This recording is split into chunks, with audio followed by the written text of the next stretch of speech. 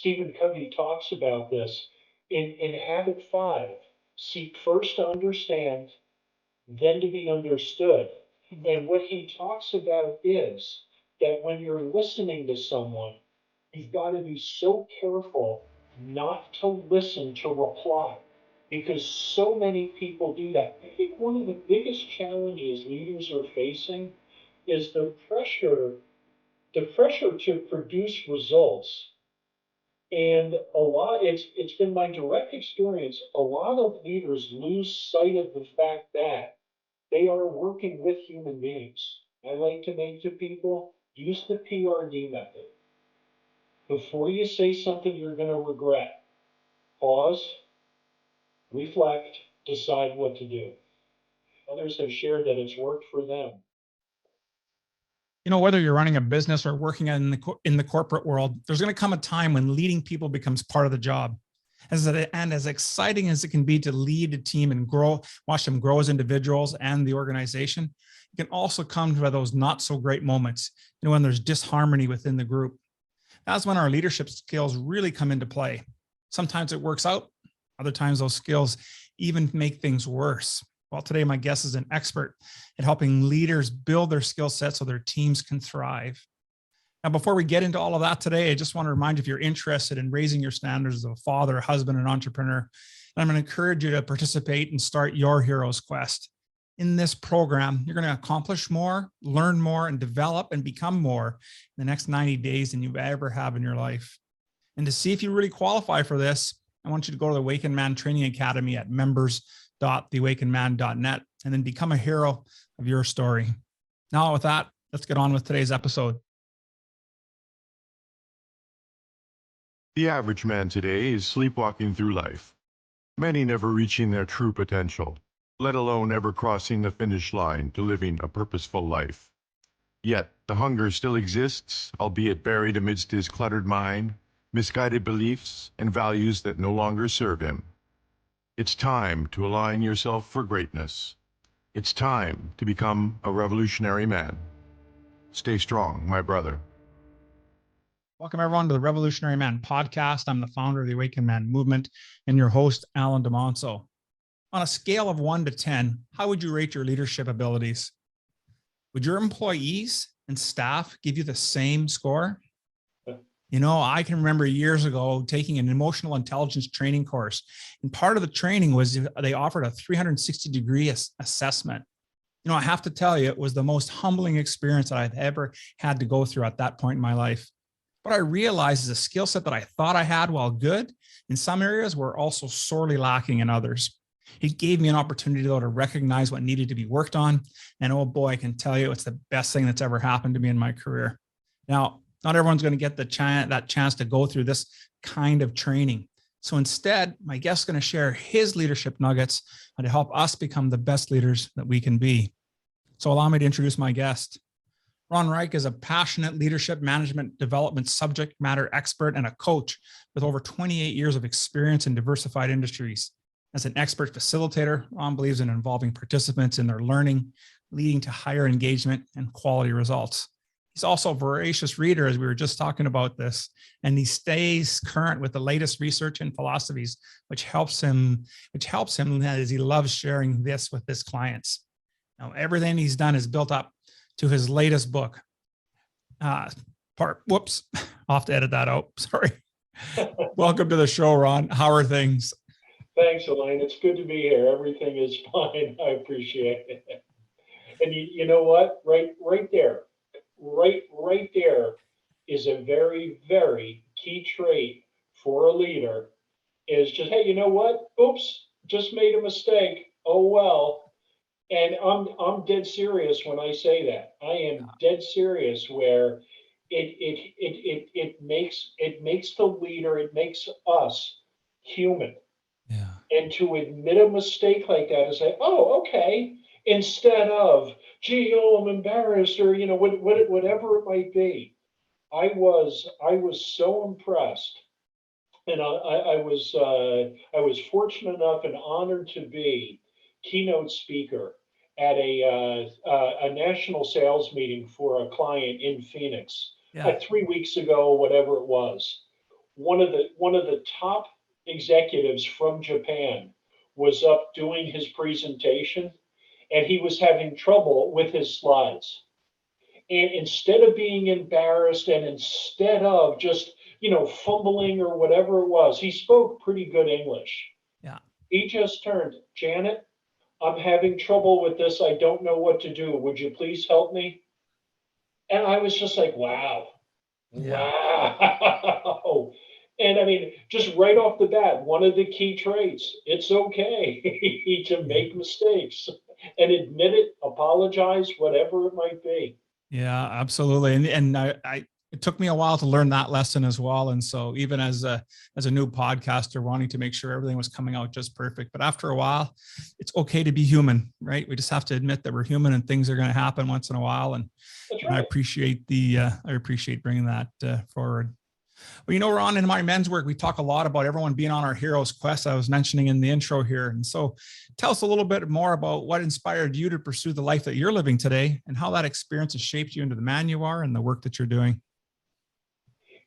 It's Elaine and Alan, I'm sorry. It's an interesting story because in reading about your podcast and helping men to find themselves and to be the best they can be and just everything that goes along with that. I began my career many years ago in human resources.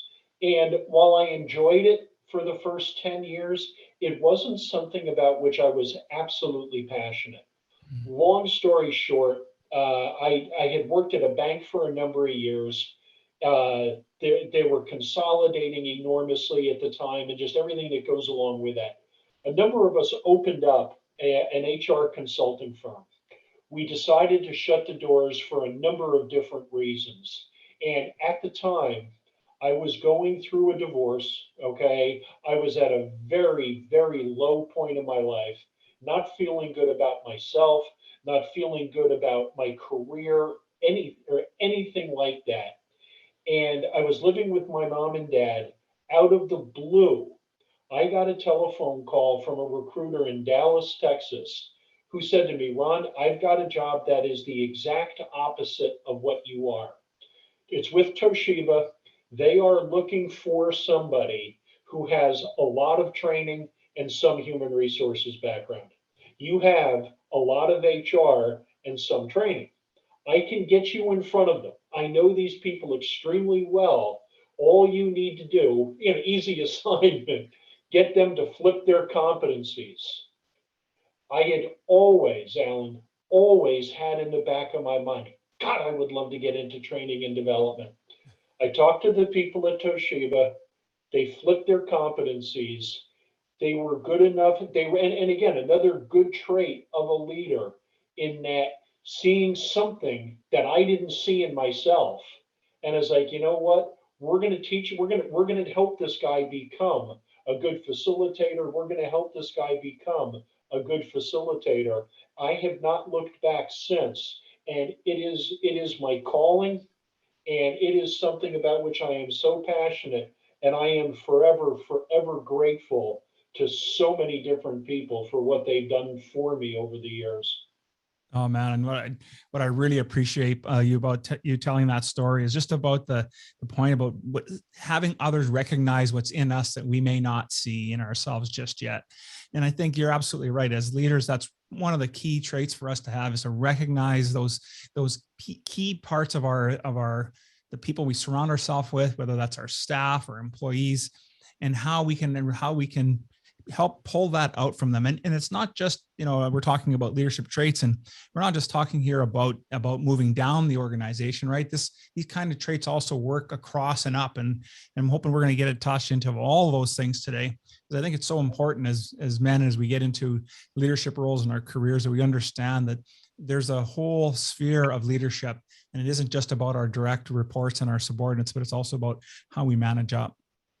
Yeah. Well, and Alan, for me too, I'm interested in this because I believe in it so strongly as well, is that there's so much crossover between, the leadership in our work and also being a good husband, being a good father, just being a good friend. whatever it might be. I mean, I'm not a parent. My wife and I don't have children, and still in all, just there, the leadership traits are applicable everywhere. Yes. So a lot of times, like, oh, I went to leadership development for work.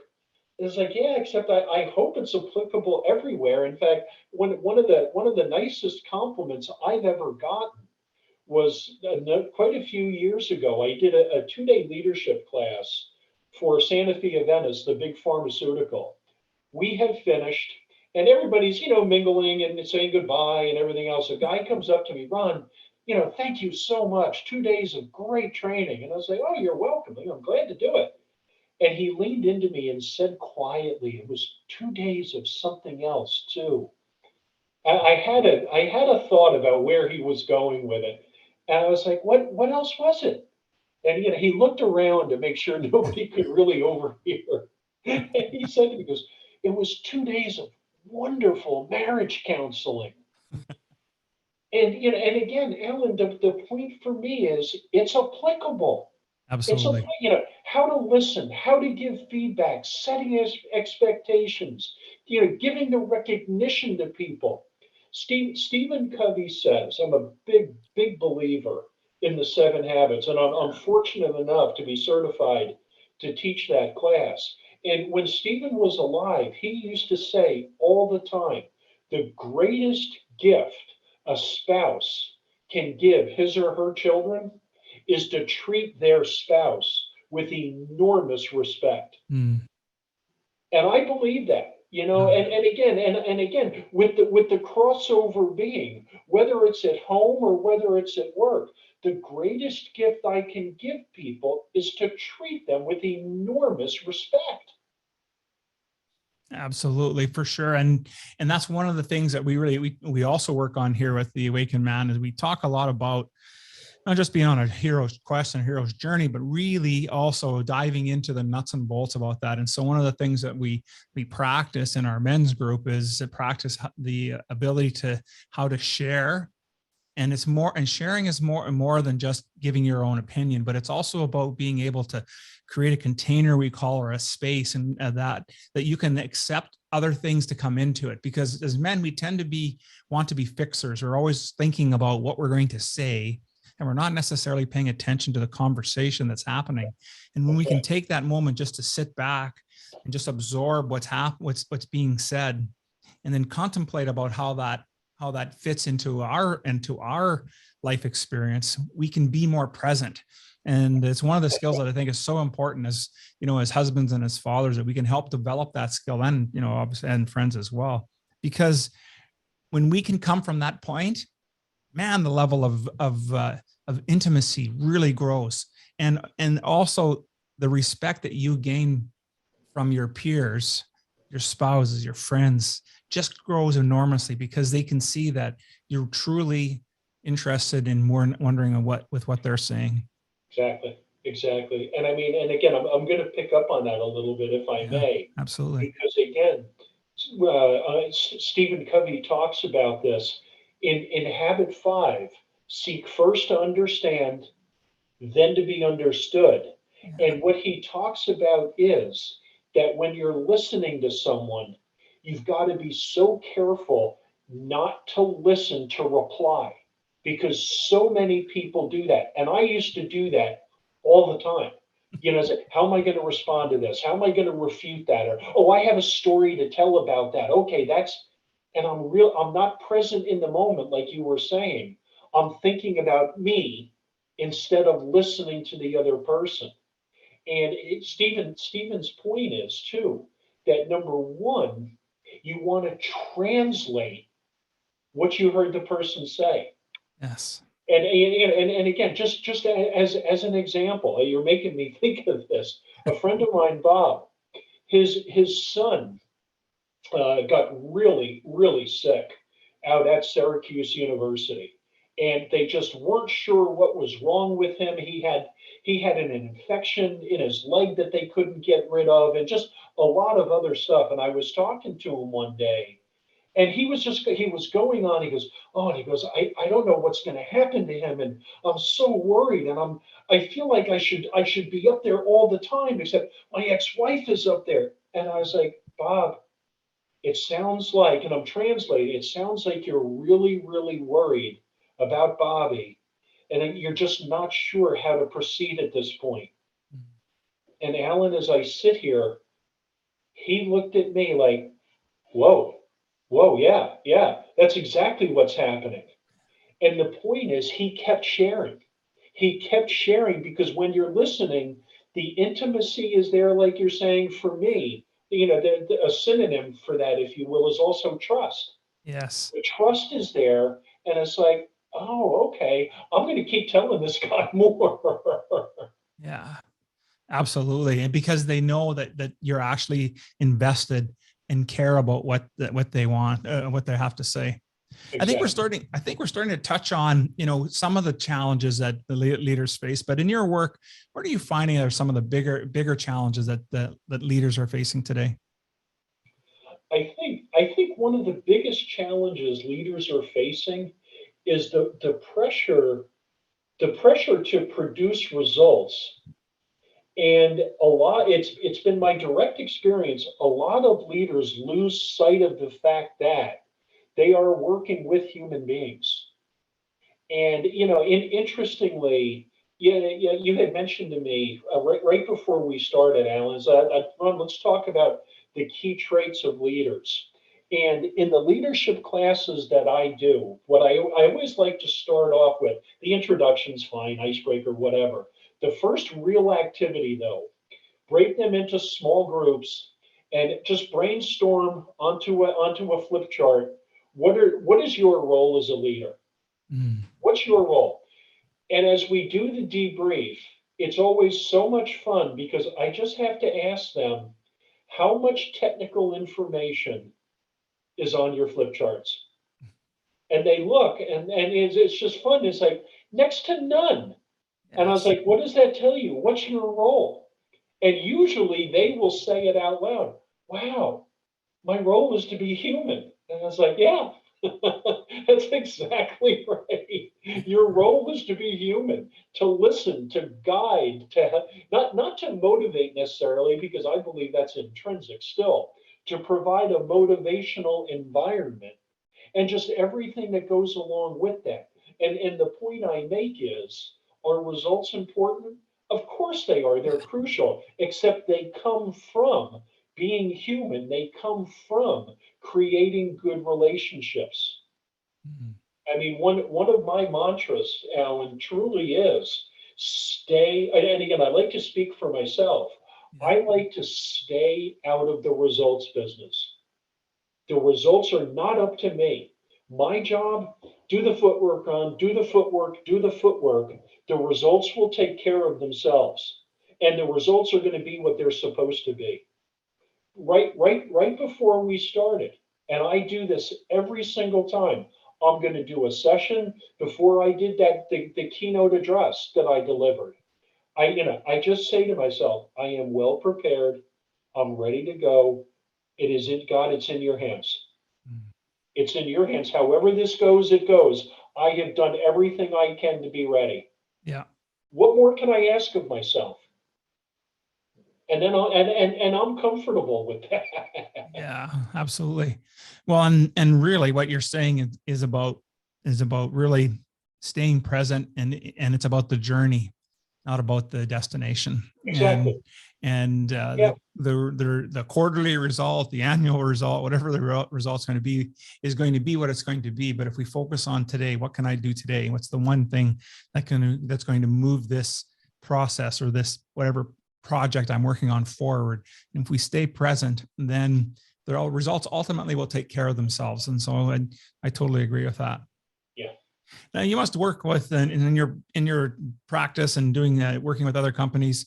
There's obviously lots of different personality types, and we probably most of us have listening to this podcast have at one point or another done a Myers-Briggs or some type of personality. But how do people deal with others when they have a different personality type than themselves?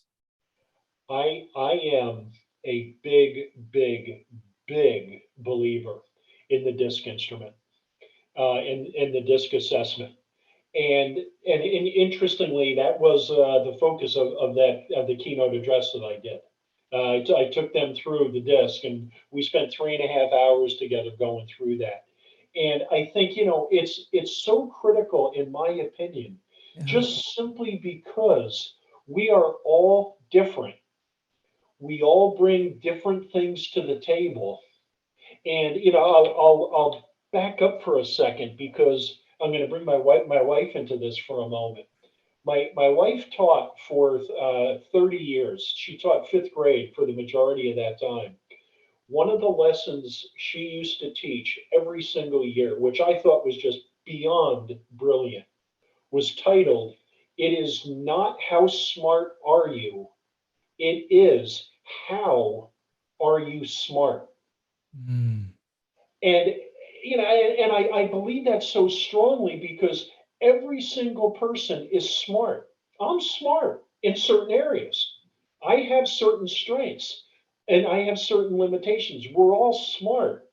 And the DISC instrument, or any assessment, my preference is the DISC, points that out so clearly, and it helps people to understand, oh, okay, you're not a jerk, you're just more task oriented than people oriented. Or you're not a loudmouth, you're not just a conceited jerk. You're somebody who just likes to be around people and likes to talk. Okay. Just all of these things applicable in the workplace, applicable at home too. Absolutely. Absolutely. Because when we understand some of the key traits of our peers, our family, our friends, we can approach them in a different perspective. And I think I'm a big fan of the personality tests and that. And I've done DISC and a couple other ones. And I am always impressed when, as I do them, I start to really get a better understanding of not just who I am at my core, like especially when it comes down to some of these assessments, you can really get a sense of, what traits you lean on under stress, what traits you lean on when you're in a non-stress environment. And when you can start to pick up those nuances, it's really starting to, getting into some of that emotional intelligence piece I was talking about earlier, because I think it's really key, because then you can really hone in on really sharpening that leadership skill. That's right. Well, and for me, and again, I speak for myself. If there's one thing anybody can do, whether it's a leader, whether it's, again, a husband, a father, a friend, whatever, you want to be the best you can be. Again, my opinion, one of the most important things to do, get to know yourself extraordinarily well. Because the better I know myself, the better then I can work more effectively with other people. And Absolutely. it comes from, like you said, the DISC assessment, listening carefully, getting feedback from other people. How do you perceive me? This is how I am. Doesn't matter how I think I am. It's more important how I'm being perceived. Yeah, absolutely. Absolutely. I mentioned in the opening there's going to be times when things are going really well in our work environment or careers, whether that's as a business owner or in the corporate world. And then there are going to be times when it's not going as well. So, what advice do you have for those moments in time that when our staff seem to be disengaged, and how do we re-energize them and get them re-engaged in their roles? Couple things. Number one, I think a little bit about what we've been talking about throughout, Alan, in that it's so important to get to know each other personally, professionally, every which way.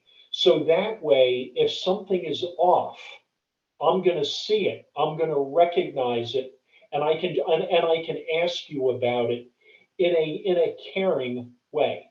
And it goes back to a little bit about what we were saying too with translating. Just relative to Alan, you know what? You seemed a little off the past couple of days. You've been quiet. What's going on? Not, and again, not Alan, you've been quiet. What's wrong? You're not getting this done, and you missed this quota. Whatever it might be. It's like, no, let me approach you because I care about you. And one thing for me, And this is where I just learned this not long ago. I've used it a number of times and it has been so successful. I'm a big believer in Simon Sinek's work. I don't know if you know Simon or Yeah. not. Yeah. The one thing, if I need to have a difficult conversation with someone, the where I always seem to struggle is getting started. Mm. And his recommendation is just so simple. Alan, I'm struggling with the fact that you've been coming late to meetings. Be honest with me. How do you see it? Done. Just, Yeah. I'm struggling with fill in the blank. And I was like, wow, we've had, just to give you an example, we've had a major house renovation going on, and we are approaching the absolute end now. In fact, the contractor said he hopes to be out of here completely next week, which would be wonderful. Point is, it's gone well. And full disclosure, the contractor is my wife's cousin. We hesitated to work with family. And interestingly, though, actually, let's talk about another trait for leaders, or again for family members, whatever it might be, setting expectations.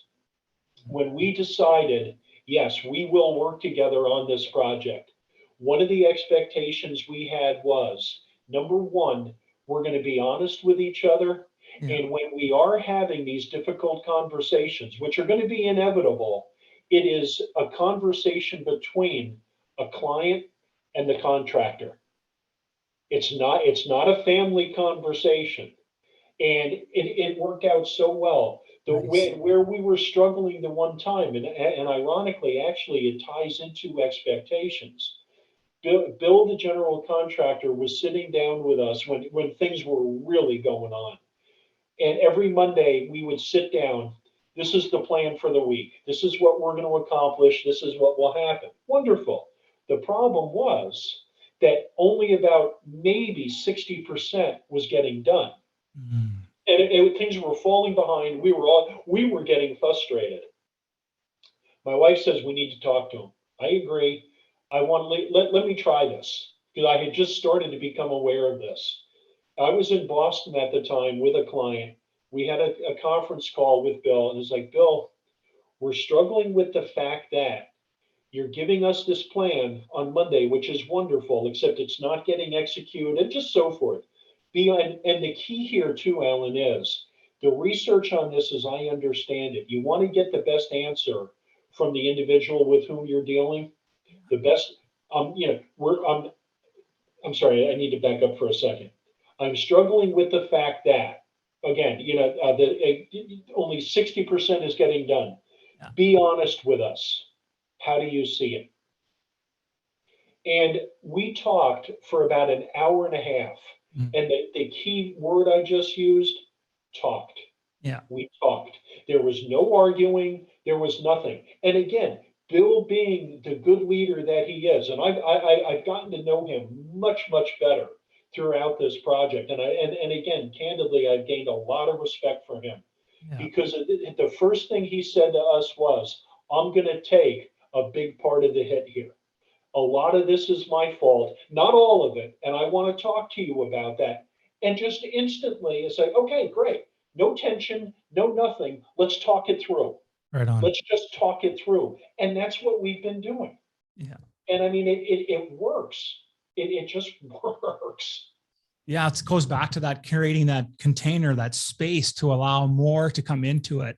Is having it approached it from an attacking perspective, there'd be no room for that to grow, right? Because right away both parties start to feel defensive, and so I think it's such a great example of what you're saying, and I think it's so easy for us to implement that across all areas of our life, right? And to Yes. start doing that, it gives us an opportunity really to be present and be in a place of, and in a place where the tension for us is lower, is less. And that may be part of the, the pre-work we need to do, is really understanding and getting ready, as you were talking about, like getting into a place that you can start that conversation that way, and not have so much of that strong energy. At least I'm saying this because I'm talking to myself about how, how I approach things. Like, okay, I'll just take a breath. You know, if I need to take 24 hours, take 24 hours, and then come at it at a position from calmness versus all of this vibration and energy and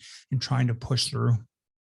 I'm gonna jump in again if I may here, because for me, Alan, you brought up another very, very key point relative to emotional intelligence, and that the one of the second competency of emotional intelligence, as I understand it, is called self-regulation.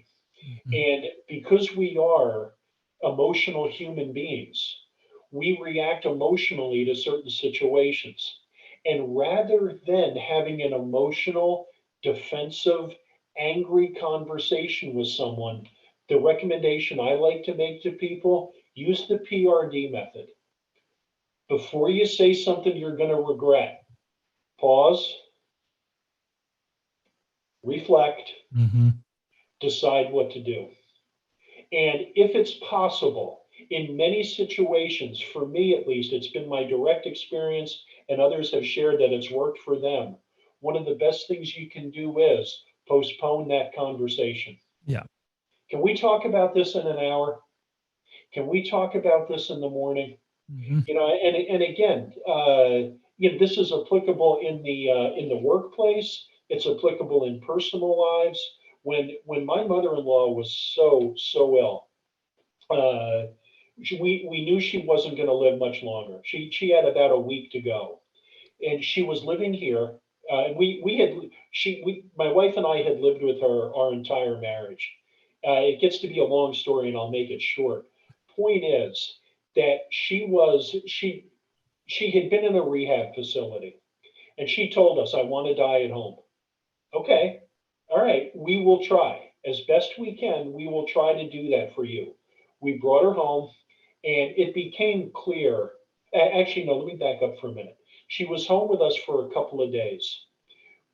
I had had a very, very long day in Manhattan. Okay, I had worked, came home. Lori and I are having dinner, and we were talking about, can we keep her home, or do we think she needs to go to the nursing home where we had already made arrangements were it necessary? And Lori was very emotional, and she Sure. was like, "I know what you want.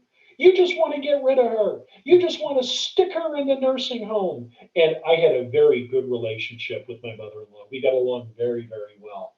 My point simply is, pause, Ron, reflect. Lori, it's been a really long day. I'm very tired. I know how emotional you are. It's very tough for all of us right here. I think Yeah. the best thing to do is let's talk about this in the morning. I need to go back to the city tomorrow. We'll talk in the morning though. And ironically, and again, you know, you were talking, Alan, about allowing the space. Yeah. I got to Manhattan. I called her and I was like, first of all, how did you sleep? She said, I barely slept. And I said, I know. I said, me too. I just tossed and turned all night. And I was like, Lori, I think I'm changing my mind. I think maybe we can keep her at home. Maybe we can pull this off. And she laughed and she was like, I cannot believe you're saying this because I'm changing my mind. I think we need to put her in the nursing home. Ah, And, you know, again, it worked out fine. yeah. And, you know, again, point simply is though, it wasn't the time to talk about it when we were both emotional. Just not smart. Just not smart.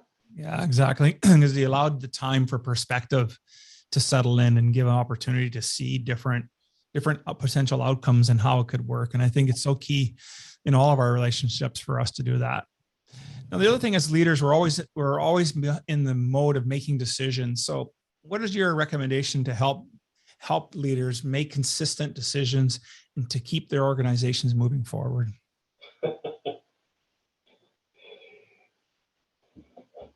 I'm going to, I think the most important thing from my perspective, Alan, is that any organization, large or small, needs a vision statement, Mm. needs a good, solid vision statement. And for me, and this is what I tell people, this is what I actually ask people all the time. when you have a major decision to make for your organization, how do you make it? How do you make it? On what do you base your decision? Well, the facts. Well, okay, that's fine, except what do the facts need to be pointing to? And again, the point for me is any organization that has and uses, and that's the key, uses a good vision statement, that's how you will make consistent decisions. I have my vision and my mission statement right here for my business. And I have it right where I can see it every single day. And that helps me to make consistent decisions. It helps me to make consistent decisions. Ironically, I mean, there's a guy I know, David used to run a for-profit assisted living facility. And I was talking to him one day, and he was just talking. He said, "Oh, we're struggling, and I don't know what's going on, and my marketing programs aren't going well, and there was some other stuff going on." And I just asked him, I was like, "David, does your organization have a vision statement or a mission?" "No." And I was like, "Okay, do you find yourself making inconsistent decisions?" "All the time." And I was like, "Well, what do you base your decisions on?" "Revenue at the time." And I almost choked. And I was like, "Yeah," I said, "that's the reason you're making inconsistent decisions." And again, the question to ask, what is our vision? What is our mission? And then based on the problem at hand, what is best for this organization? Yeah, And, absolutely. again, I want to go back because it's interesting too. One of my clients is a local community college. And I've been working with their executive committee. And that is one of the things where they have been struggling because they're focusing too much on their functional areas instead of as executives of this institution. And one of the things I really like, I'm also a big fan of Patrick Lencioni's work. I was Uh, just thinking about him. Yeah. Yeah, I love his work and the book The Advantage. And the one thing that he talks about in The Advantage, he just says as no, he said when we come into this meeting as as individuals and as an executive committee, he said each one of you need to take your functional hats off, throw them out the window. Throw them out the window. You are no longer the executive vice president of finance. You are no longer the VP of HR. And again, whoever else is in the room, you are now executives of this institution. And that's how I need you thinking while we make this decision. Once we've made the decision, then we need you to put your hat back on because that's how we're going to execute the decision we just made. Yeah, absolutely. What I really appreciate you about what you were saying there, Ron, is that you talk about the vision and mission statement. And one of the very first things I do with men that join our organization here is to take them through a process, and then it's an internal journey. But ultimately, at the end, what they end up by doing is crafting a personal vision statement for their life, Right. and not just about what their career is, but we touch on 6 aspects. So it's financial, emotional, physical, spiritual, professional, and our relationships. And when they craft this piece, it gives them a foundation for how they want to move their life forward. And I'm a big fan of Covey's work as well, and it's kind of where the catalyst of the idea for this, because it's something that I've always found that when I'm out of alignment or misalignment in my life, or things, and what I mean by that, when different aspects of my life aren't following the way that I'm wanting it to, then I always look at, well, what are the decisions I'm making? What have I been doing? And when I can go back and look at a vision statement that I've made for myself, it's pretty clear that where I've been dropping the ball in showing up. And so I think it's so key for not just for business, but for ourselves as individuals as well, to have something that we can look at. And mine is right above my monitor, my camera. I look at it every day that I sit in the office here to do podcasting or do work for the Awakened Man, because I think it's so important for for us to really develop that and give us that true North Star in our lives? I did Covey's What Matters Most class. It doesn't exist anymore still. Many years ago, working for a pharmaceutical company, part of the course, put together your mission statement. Okay, fine. So we go through it. The course is over. This woman, Heidi, comes up to me after, can I talk to you for a minute? And I could tell she was upset. And I was like, sure, what is it, Heidi? And she said, thank you so much for the course. You have changed my life. I was like, okay, good. How so? She said, I'm going to resign. And I was like, okay, what's going on? She said, the mission statement is helping me to see I'm not being a good wife. I'm not being a good mother. This job is consuming me. It's not good for anybody, and I need to leave. And I was like, Heidi, how wonderful. How wonderful that that in one day you've discovered this. I couldn't be happier for her.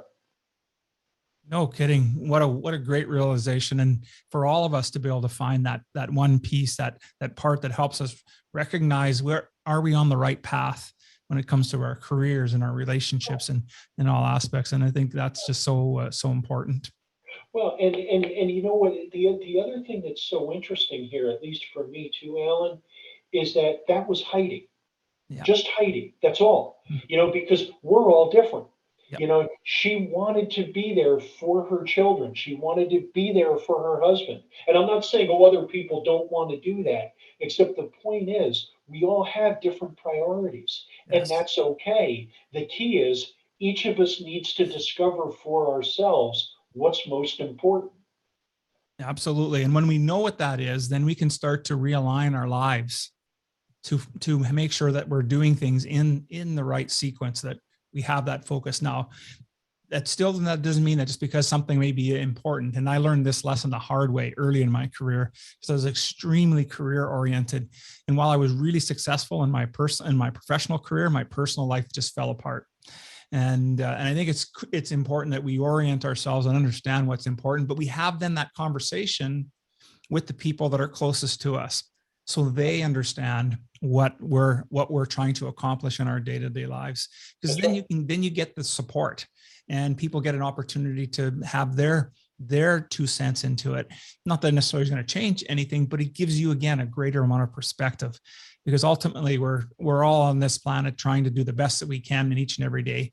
I truly believe that we're just looking to live to the highest version of ourselves in each moment. Yes, I agree. Yeah. When you're doing all this work now and you're doing lots of, you do obviously have a few clients in that. When you think about 10 years from now, maybe 15 years from now, and you decided you're going to hang up the facilitation hat, what would the legacy that you'd like to leave behind?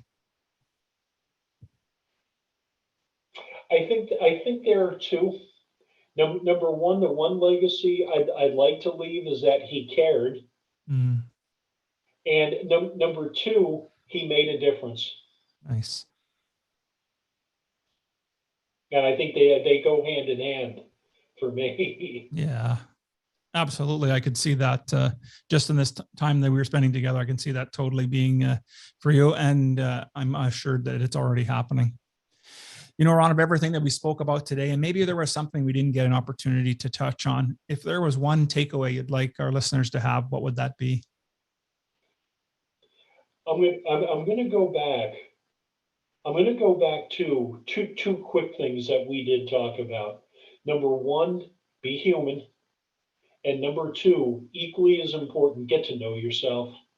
Just get to know yourself really, really well. And again, the more I say that to people, the more I believe it, because it is just so true. It sure is. And what a great way to round out our conversation today. I just want to say once again, thanks, Ron, for spending time with me today. And I think we've laid some groundwork, a few breadcrumbs for us to help improve our leadership skills. But you know what, if we wanted to get a little bit more information and get some men that wanted to participate in some of the work that you're doing, what would be the best way for them to reach you? There are two ways to do it, Alan. Probably the easiest way, actually they're both pretty easy, is through my LinkedIn page. It's just, Ron Reich, Reich, RLB Training and Development. You go there, and if anyone is interested, actually, one thing too, Alan, is that I do have I have a list of about, I think, 15 questions. I call them thought-provoking questions for people to answer to really help them to get to know themselves. Love it. Message me and I will gladly send it to you. And I'll be glad to spend the time to go through with it, to go through it with any listeners who are interested. So LinkedIn, and also people can reach me on my Instagram page, just very simply, RLB underscore leadership. That's outstanding. I'm going to make sure that information's all in the show notes so people have opportunity to reach out to spend some time with you, Ron. So thank you once again for being on the show. It was outstanding conversation. Alan, it was my pleasure. I appreciate your time. Good to talk to you.